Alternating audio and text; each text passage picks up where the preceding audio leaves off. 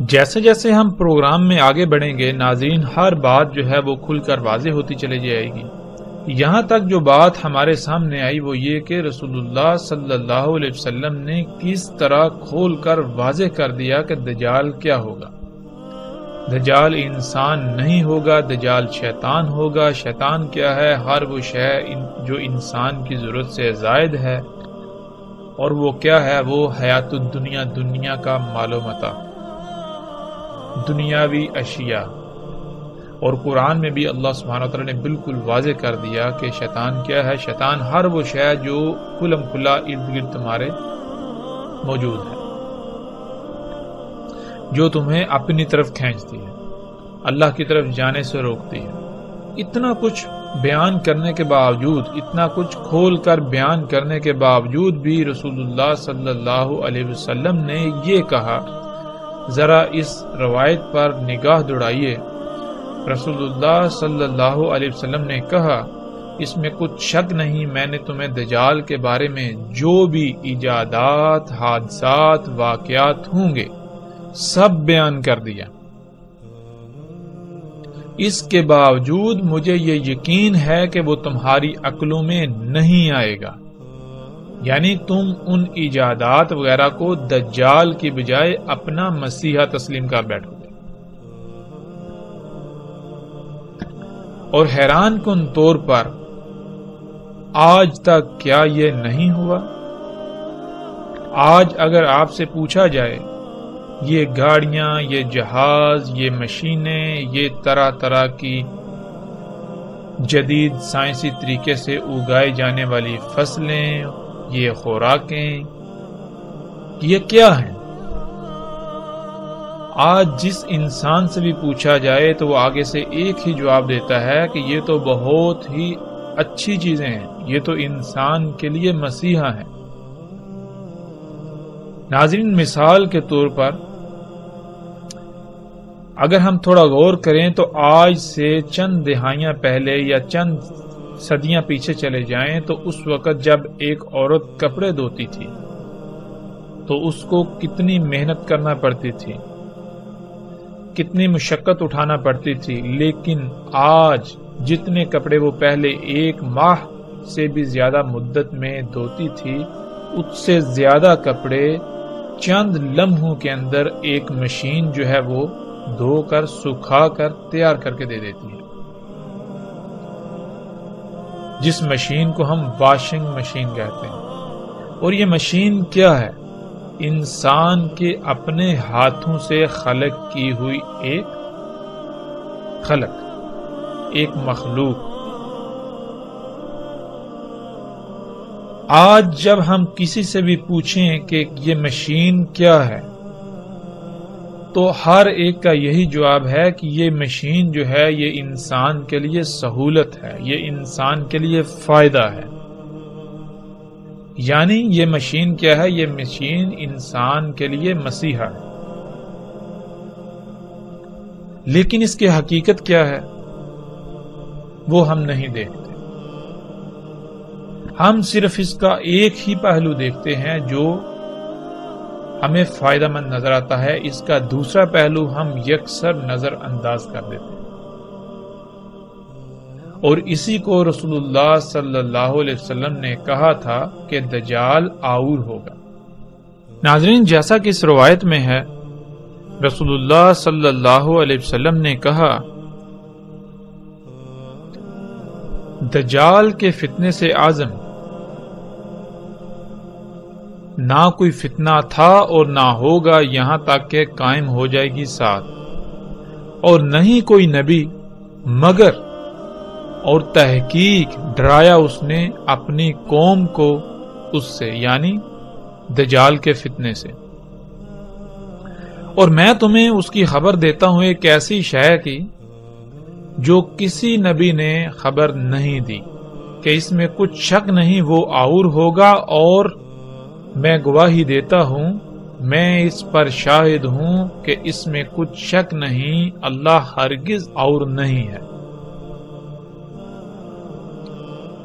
تو ناظرین، آور کسے کہتے ہیں؟ یہاں پر ہم سب سے پہلے لفظ اور کو سمجھتے ہوئے آگے بڑھتے ہیں۔ جب تک ہم لفظ اور کو نہیں سمجھیں گے تب تک ہم پر یہ بات واضح نہیں ہوگی، کیونکہ اور کا معنی کانا کے کر دیے جاتے ہیں۔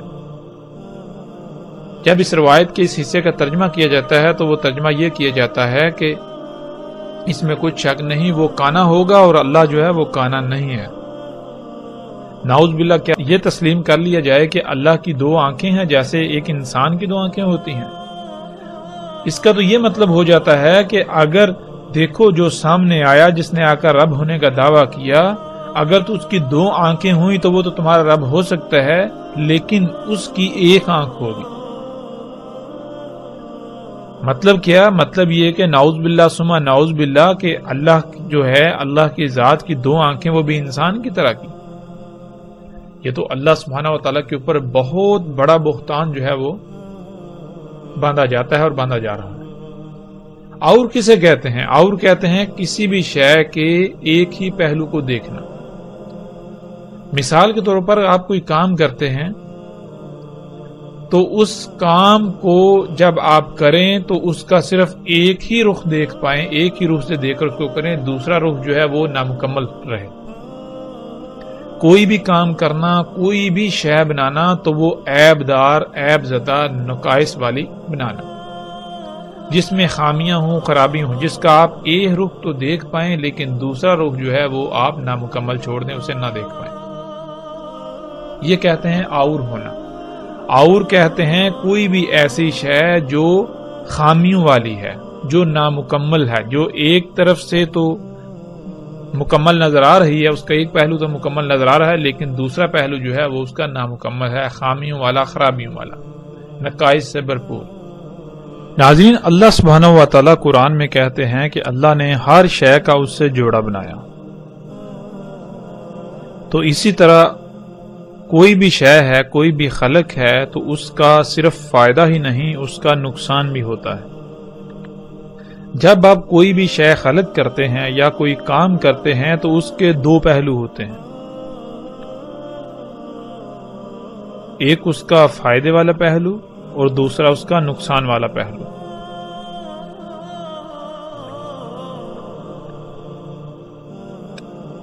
تو جو بھی کام دونوں پہلوؤں سے مکمل کیا جائے، دونوں پہلوؤں کو دیکھ کر کیا جائے، وہ ہوتا ہے اور نہ ہونا۔ لیکن کوئی بھی کام صرف ایک ہی پہلو سے دیکھ کر کیا جائے، ایک ہی پہلو کو دیکھ کر پانا، دوسرے سے نامکمل چھوڑ دینا، دوسرے سے نہ کر پانا، یہ اور کہلاتا ہے۔ مثلا ناظرین، اس کی مثال یوں لے لیں، ایک طرف اللہ جو ہے وہ رب ہیں اور دوسری طرف دجال جو ہے وہ رب ہونے کا دعویٰ کرے گا۔ ہم نے پیچھے جان لیا کہ دجال کیا ہے۔ دجال ہے تو دنیا میں طرح طرح کی مخلوقات جن کا خالق انسان ہے۔ تو ناظرین، اللہ تعالیٰ نے رب ہونے کے ناطے ایک طرف انسان کی ضرورت، اس کے سفر کا ذریعہ، اس کی سفر کی حاجت کو پورا کرنے کے لیے اس کے سفر کے ذرائع دیے، جن میں گدھے، گھوڑے، اونٹ، خچر وغیرہ ہیں۔ اللہ سبحانہ و تعالیٰ نے انسان کی سواری کے ذرائع خلق کیے، اس میں کچھ شک نہیں کہ ان کی رفتار انسان کے خلق کیے ہوئے سواری کے ذرائع سے کئی گنا کم ہے، لیکن اللہ نے جو سواری کے ذرائع خلق کیے، اگر وہ ارب ہا ارب، خرب ہا خرب سال بھی استعمال ہوتے رہیں گے تو دنیا میں کوئی خرابی نہیں ہوگی۔ اللہ سبحانہ و تعالیٰ نے ان کو خلق کیا تو جو وہ خارج کرتے ہیں، جو کچھ کھاتے ہیں اور پھر وہ خارج کرتے ہیں، جو فضلہ خارج کرتے ہیں وہ دوسری مخلوقات کی خوراک ہے۔ یوں فضلہ جو ہے وہ اس دنیا میں جمع نہیں ہوتا، بڑھتا نہیں، وہ دوسری مخلوقات کے استعمال میں آ جاتا ہے۔ یوں کائنات میں یہ جو نظام ہے یہ اسی طرح بیلنس رہتا ہے، یہ میزان جو ہے، توازن جو ہے یہ قائم رہتا ہے، برقرار رہتا ہے۔ لیکن اس کے برعکس انسان کے خلق کردہ سواری کے ذرائع، اللہ تعالیٰ نے جو انسان کی ضرورت پوری کرنے کے لیے، انسان کی سواری کی ضرورت پوری کرنے کے لیے جو ذرائع خلق کیے وہ دونوں لحاظ سے مکمل خلق کیے، ان میں کوئی خامی نہیں، کوئی خرابی نہیں، کوئی نقصان نہیں، فائدہ ہی فائدہ ہے۔ نقصان والا پہلو جو ہے اس کے اندر خامیاں وغیرہ ختم کر دی، دور رکھیں، خامیوں سے پاک خلق کیا۔ لیکن انسان کے خلق کردہ جو سفر کے ذرائع ہیں، یہ جو مشینیں ہیں جنہیں ہم گاڑیاں، جہاز، ٹرینیں وغیرہ کہتے ہیں، ناظرین یہ جب انسان ان سواری کے ذرائع کو استعمال کر رہا ہے تو یہ کاربن جو ہے وہ ریلیز کرتے ہیں، کاربن چھوڑتے ہیں، دھواں چھوڑتے ہیں۔ اب یہ دھواں کہاں جا رہا ہے؟ انسان نے جب خلق کیا ان ذرائع کو تو صرف ایک ہی پہلو دیکھا، وہ ایک ہی پہلو کون سا ہے؟ وہ فائدہ ہی فائدہ دیکھا کہ اتنی تیز رفتاری سے سفر ہوگا، یہ ہوگا، وہ ہوگا، اتنی آسائشیں، سہولتیں، آسانیاں، آرام ہوگا، سکون ہوگا، سفر سالوں کا دنوں میں، گھنٹوں میں طے ہو جائے گا۔ لیکن جو دوسرا پہلو ہے ناظرین، اس سے بالکل اندھا رہا، وہ اسے نظر ہی نہیں آیا۔ وہ کیا کہ یہ گاڑیاں، یہ جہاز، یہ مشینیں آج جو دھواں چھوڑ رہی ہیں، اور جن فیکٹریوں میں، جن کارخانوں میں یہ مشینیں، یہ گاڑیاں بنتی ہیں، وہاں سے جو دھواں خارج ہو رہا ہے، آج پوری دنیا اس دھوئیں سے بھر گئی۔ اس دھوئیں کی وجہ سے آج ہر سال کم از کم 33 لاکھ انسان جو ہیں وہ موت کا شکار ہو رہے ہیں۔ دنیا کی 99% آبادی کسی نہ کسی بیماری کا شکار ہے اس دھوئیں کی وجہ سے۔ آج دنیا میں لا تعداد بیماریاں ایسی ہیں جو اسی دھوئیں کی وجہ سے پیدا ہوئیں۔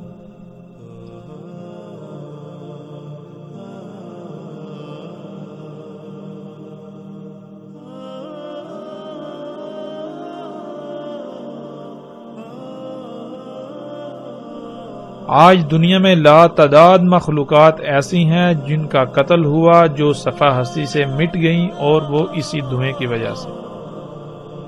ناظرین آج آسمان پھٹ چکا، اور آسمان کس وجہ سے پھٹا؟ اسی دھوئیں کی وجہ سے۔ تو آج جب کسی سے پوچھا جاتا ہے کہ یہ سواریاں جو ہیں یہ کیا ہیں، یہ تو نقصان ہے، یہ فائدہ مند نہیں ہے، تو آگے سے کہا جاتا ہے نہیں، یہ تو مسیحا ہیں۔ دیکھو پہلے جو تم سفر کرتے تھے، سالوں میں کرتے تھے، اتنی تکلیفیں، مصیبتیں اٹھاتے تھے، حج کرنے جاتے تھے، تمہیں مہینے، سال لگتے تھے، رستے میں ذل و رسوا ہوتے تھے، تکلیفیں اٹھانی پڑتی تھی، مشقت اٹھانی پڑتی تھی، حج کرتے تھے، بوڑھے حج نہیں کر سکتے تھے۔ آج دیکھو یہ سواری کے ذرائع خلق کیے تو تم بڑے آرام سے بیٹھ کر جاتے ہو، اور وہی انہی مخلوقات جو ہیں یہ ان سے سہولتیں، فائدے اٹھاتے ہو اور حج کر کے گھر آ جاتے ہو۔ کتنا آرام دہ! یہ نقصان ہے یا فائدہ ہے؟ یہ فساد ہے یا اصلاح ہے؟ یہ دجال ہے یا مسیحا ہے؟ تو اس کو اصلاح پیش کرتے ہیں، اس کو مسیحا بنا کر پیش کرتے ہیں، اور اس کو پھر دنیا کی اکثریت جو ہے اسی کو مسیحا تسلیم کر رہی ہے۔ آج اس سب کو رب بنا کر بیٹھی ہوئی ہے۔ یہ ہے آور ہونا۔ تو دجال جو ہے وہ آور ہوگا، یعنی ہر وہ شے دجال ہوگی جس میں خامیاں ہوں گی، نقائص ہوں گے، خرابیاں ہوں گی۔ جو ایسی شے کو خلق کرے گی، خامیوں والی شے کو خلق کرے گی، خرابیوں والی اشیاء کو خلق کرے گی، وہ جو خالق ہوگا وہ دجال ہوگا۔ اللہ جو ہے وہ آور نہیں ہے۔ مطلب کیا؟ اللہ جو ہے وہ سبحان ہے، اللہ پاک ہے اس سے کہ وہ عیبدار خلق کرے۔ اللہ کوئی بھی کام جو کرتا ہے وہ اس کام کے دونوں پہلوؤں سے اس شے کو مکمل کرتا ہے۔ اللہ کی ذات جو بھی کام کرتی ہے، اللہ جو بھی کام کرتا ہے، وہ دونوں پہلوؤں سے مکمل، ہر قسم کی خامیوں، خرابیوں سے پاک خلق کرتا ہے اللہ۔ تو ناظرین یہی وہ واحد ایک علامت تھی، یہی وہ واحد ایک خبر تھی جو دجال کی پہچان کے لیے رسول اللہ صلی اللہ علیہ وسلم نے منفرد بیان کی کہ جان لو دجال جو ہے وہ آور ہوگا، اللہ جو ہے وہ ہرگز آور نہیں ہے۔ مطلب کیا؟ ہر وہ شے جس میں خامیاں ہوں، جس میں خرابیاں ہوں، اور انسان اس کے باوجود اس کو اپنے لیے مسیحا سمجھتا ہے، اپنے لیے فائدہ مند سمجھتا ہے، وہ کیا ہے؟ وہ دجال۔ انسان اس کے دھوکے کا، دجل کا شکار ہو گیا۔ اور جو بھی ایسا خلق کرتا ہے، جس سے بھی ایسا کام ہوتا ہے، جو بھی ایسا کر رہا ہے، وہ دجال ہے۔ اللہ جو بھی کام کرتا ہے وہ ہر لحاظ سے پاک مکمل کرتا ہے، وہ کسی قسم کی خامی، رائی برابر بھی کوئی عیب، کوئی فطور کسی شے میں نہیں چھوڑتا۔ تو جس شے میں بھی ہمیں یہ بات نظر آئے، خامی نظر آئے، خرابی نظر آئے، تو وہ کیا ہے؟ وہ دجال ہے، لہذا اس سے بچنا۔ پھر اس کے علاوہ اس روایت میں رسول اللہ صلی اللہ علیہ وسلم نے جو کہا وہ یہ، رسول اللہ صلی اللہ علیہ وسلم نے کہا کہ نہیں تھا، یعنی کہ ماضی میں بھی ایسے، یہ جو دجال کا فتنہ ہے یہ ماضی میں بھی گزر چکا۔ اور پھر اس فتنہ کو کیا کہا رسول اللہ صلی اللہ علیہ وسلم نے؟ کہا یہ فتنہ کیا ہے؟ عزم، اس سے اعظم کوئی فتنہ نہیں ہوگا۔ اعظم کسے کہتے ہیں؟ اعظم اس کا مادہ ہے عظامہ، عین زوئیں میم۔ عربی میں عظامہ ہڈی کو کہتے ہیں۔ ہڈی میں مضبوطی پائی جاتی ہے، سختی پائی جاتی ہے، قوت پائی جاتی ہے، اور ہڈی جو ہے وہ جسم کے اندر پائی جاتی ہے، گوشت کے اندر۔ ہڈی جو ہے اگر اس کو ٹیڑھا کریں تو وہ ٹیڑھی نہیں ہوتی، وہ مڑتی نہیں۔ اگر آپ ٹیڑھا کرنے کی کوشش کریں گے تو وہ ٹوٹ جائے گی۔ پھر اسی طرح ہڈی جو ہے وہ گوشت کے اندر پائی جاتی ہے، جسم کے اندر پائی جاتی ہے۔ اگر جسم کے اندر سے تمام کی تمام ہڈی نکال لی جائے تو پیچھے جسم کی کیا اہمیت رہے گی، کیا حیثیت رہے گی؟ اس شے کو عظم کہتے ہیں۔ رسول اللہ صلی اللہ علیہ وسلم نے کہا کہ جتنے بھی فتنے ہیں ان میں سے اعظم جو ہے فتنہ دجال ہے، یعنی کہ دجال کا فتنہ ایسا فتنہ ہے، اگر اس فتنوں سے نکال دیا جائے تو باقی فتنوں کی اہمیت و حیثیت بالکل ایسی ہی رہ جائے گی جیسے جسم کے اندر سے، گوشت کے اندر سے تمام کی تمام ہڈی نکال لی جائے تو جو جسم کی اہمیت و حیثیت رہ جاتی ہے۔ اس سے جو بات سامنے آئی وہ یہ سامنے آئی کہ دجال بنیادی طور پر دنیا ہی کے فتنوں کا نام ہے، لیکن دنیا کے فتنوں کی ان پیک کا نام ہے، یعنی کہ جو سب سے اوپر والے، جو سب سے بڑے فتنے ہیں دنیا کے۔ آدم علیہ السلام کی تخلیق سے لے کر قیامت تک آنے والے جتنے بھی فتنے ہیں ان میں سے جو سب سے بڑا فتنہ ہوگا، جو سب سے بڑا فتنہ تھا، وہ کون سا فتنہ ہے؟ وہ فتنہ دجال کا، وہ فتنہ دجال ہے۔ یعنی کہ اب فتنہ کسے کہتے ہیں یہاں ہمیں یہ بھی سمجھنا بہت ضروری ہے۔ جب تک ہم لفظ فتنہ کو نہیں سمجھیں گے تب تک ہمیں جو ہے مزید بات واضح نہیں ہوگی۔ ناظرین، فتنے کو ہم ایک مثال سے سمجھ لیتے ہیں۔ مثال کے طور پر ایک شے ہے، مثلا آپ ایک شیمپو بناتے ہیں، مارکیٹ میں اس سے پہلے بال دھونے کے لیے کوئی ایسا شیمپو وغیرہ موجود نہیں، آپ نے سب سے پہلے ایک شیمپو بنایا، وہ بازار میں آیا تو آتے ہی وہ لوگوں میں مقبول ہو گیا۔ جب کوئی بھی وہ شیمپو خریدتا ہے، اس سے بال دھوتا ہے تو اس کے بال انتہائی اچھے، زبردست ہو جاتے ہیں اور وہ بہت مشہور ہو جاتا ہے۔ اب کیا ہوتا ہے، کچھ لوگ ایسے ہیں کہ جن کے دل میں لالچ پیدا ہوتا ہے، جن کے دل میں مرض ہے، وہ کیا کرتے ہیں، وہ ایسا کرتے ہیں کہ وہ آپ نے جو شیمپو بنایا بالکل اسی طرح کا ایک نقل بناتے ہیں، ایک یا ایک سے زائد نقلیں بناتے ہیں اور وہ بازار میں لے آتے ہیں۔ تو ناظرین، جب تک بازار میں آپ کا بنایا ہوا ایک ہی شیمپو موجود ہے تب تک اگر کوئی بچہ جائے، نوجوان جائے، بوڑھا جائے، عالم جائے، جاہل جائے، کوئی بھی جائے، اس کو کسی قسم کی کوئی پریشانی لاحق نہیں ہوگی۔ وہ دکاندار کو پیسے دے گا، قیمت دے گا اور شیمپو اٹھا کر لے آئے گا۔ لیکن جب اس اصل کے مقابلے میں ایک یا ایک سے زائد نقالیں آ گئیں تو جب بھی کوئی جائے گا، خواہ وہ بڑے سے بڑا علم رکھنے والا ہی کیوں نہ جائے، جب وہ جائے گا اور شیلف پر پڑے ہوئے شیمپو دیکھے گا ایک ہی لیبل کے اندر 10 بوتلیں پڑی ہوئی ہیں تو ان میں سے جب وہ ایک خرید کر لے آئے گا، آ کر جب استعمال کرے گا تو اسے پتا چلے گا وہ یہ تو جعلی ہے، یہ تو نکلی ہے۔ اب جب دوبارہ اگر وہ خریدنے جاتا ہے یا آپ خریدنے جاتے ہیں تو آپ کے اوپر یہ امتحان جو ہے وہ طاری ہو جائے گا، آپ ایک امتحان میں پڑ جائیں گے کہ آیا ان میں سے اصلی کون سا ہے۔ کیوں؟ اس لیے کہ 10 بوتلیں پڑی ہوئی ہیں، ان میں سے ایک اصلی ہے، باقی 9 جو ہیں وہ جعلی ہیں۔ اب دیکھنے میں جو ساری وہ بالکل ایک جیسی لگ رہی ہیں، ایک جیسی تو دور کی بات ہے، جو نقل ہے وہ ایسی بنائی گئی کہ جو اصل ہے وہ نقل کے مقابلے پر نقل نظر آ رہی ہے۔ تو ناظرین، ایسے میں کوئی بھی انسان جب جائے گا، ہاں وہ کتنے ہی علم والا کیوں نہ ہو، تو اس کے اوپر ایک امتحان جو ہے وہ برپا ہو جائے گا کہ آیا ان میں سے اصل کون سی ہے، ان میں سے اصل شیمپو کون سا ہے۔ اس شے کو، اس امتحان کو، ایسے امتحان میں پڑ جانے کو فتنہ کہا جاتا ہے۔ اللہ سبحانہ و تعالیٰ نے انسان کو خلق کر کے دنیا میں ایک مقصد کے لیے بھیجا۔ اس مقصد کو پورا کرنے کے لیے اللہ سبحانہ و تعالیٰ نے انسان کو ایک طریقہ بتایا، جس طریقے کو، جس فارمولے کو دین کہا جاتا ہے، اور اس دین کا نام یعنی اس فارمولے کا نام اسلام رکھا، سلامتی پانے کا طریقہ۔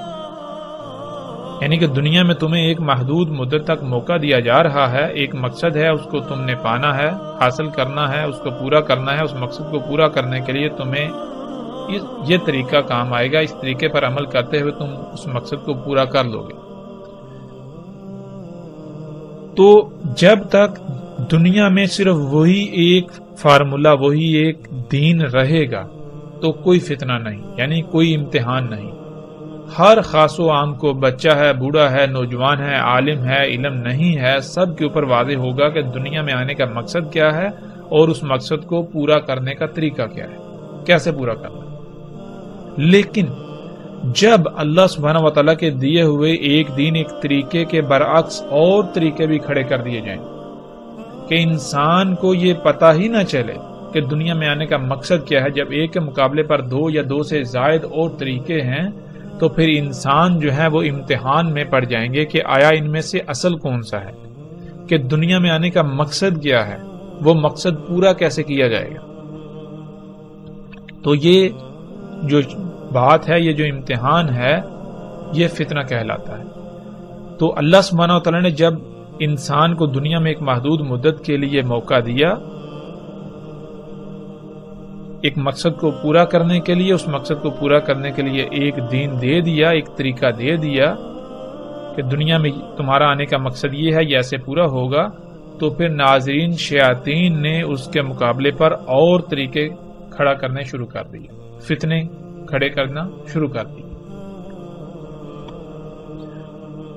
تو ایسے چلتا گیا، چلتا ایک وقت ایسا آیا، پیچھے جتنے بھی فتنے ہیں ان میں انسان سمجھ سکتے ہیں کہ یہ جو ہے یہ اصل ہے، یہ نقل ہے، پھر بھی بہت حد تک آسانی ہوتی ہے۔ لیکن جو ان میں سب سے بڑا فتنہ ہے، جو دجال کا فتنہ ہے، جب وہ آ جائے تو پھر انسانوں کی اکثریت جو ہے وہ اس کو پہچان نہیں پاتی۔ اس وجہ سے اسے اعظم کہا گیا کہ اگر فتنوں میں سے اس فتنے کو نکال دیا جائے تو پیچھے فتنوں کی باقی جتنے بھی فتنے ہیں ان کی اہمیت و حیثیت بالکل ایسی رہ جائے گی جیسے کہ جسم سے ہڈی نکال دی جائے تو پیچھے جو جسم کی اہمیت و حیثیت رہ جائے گی۔ تو آج ناظرین ہم دیکھیں کہ اگر آپ کسی سے پوچھیں یا اپنے آپ سے سوال کریں کہ دنیا میں آنے کا مقصد کیا ہے، تو آپ کے نزدیک اس کا جواب کیا ہوگا؟ اس مقصد کو پورا کرنے کا طریقہ کیا ہے؟ کسی سے بھی سوال کریں، سوال کرنے کی ضرورت ہی نہیں ہے۔ اگر آج ہم انسانوں کو دیکھیں تو ہر انسان آج حیات الدنیا کے پیچھے بھاگ رہا ہے۔ یہاں تک کہ جب کسی کے ہاں کوئی بچہ پیدا ہوتا ہے تو جیسے ہی بچہ پیدا ہوتا ہے اسی وقت والدین کے دل میں یہ خواہش پیدا ہوتی ہے کہ ہم اس کو بڑا جب یہ ہوگا تو اس کو ڈاکٹر بنائیں گے، اس کو انجینئر بنائیں گے، اس کو سائنٹسٹ بنائیں گے، فزسٹ بنائیں گے، کیمسٹ بنائیں گے، یہ فلاں بزنس کرے گا، یہ ایجادات کرے گا، یہ کوئی شہد دریافت کرے گا۔ تو ناظرین یہی تو وہ فتنہ ہے، یہی تو فتنہ دجال ہے۔ آج ہر انسان کی دنیا میں زندگی کا مقصد ہی یہ بن چکا ہے، یہ ایجادات کرنا، ان ایجادات کا حصول اور دنیا میں آنے کا مقصد کیا ہے وہ کسی کو علم نہیں، سب بھول چکے ہوئے ہیں۔ آج کا انسان کہتے ہیں جس کو اس کی حقیقت، اس کا ماضی بلا دیا گیا۔ تو آج کا انسان بھی اعظم انسان ہے، یعنی کہ ایسا بھولا ہوا ہے، ایسا بھولا ہوا کہ اگر اس بھولے ہوئے کو نکال دیا جائے تو پیچھے بھولے ہوئے کی کوئی اہمیت و حیثیت رہے گی نہیں، اتنا بڑا بھولا ہوا۔ تو انشاءاللہ اللہ کے فضل سے ناظرین جیسے جیسے ہم آگے بڑھیں گے رسول اللہ صلی اللہ علیہ وسلم کے الفاظ کی روشنی میں اور قرآن کی روشنی میں دجال کیا ہے ہم ہر پہلو سے، ہر لحاظ سے ہر بات کو کھولتے چلے جائیں گے، واضح کرتے چلے جائیں گے۔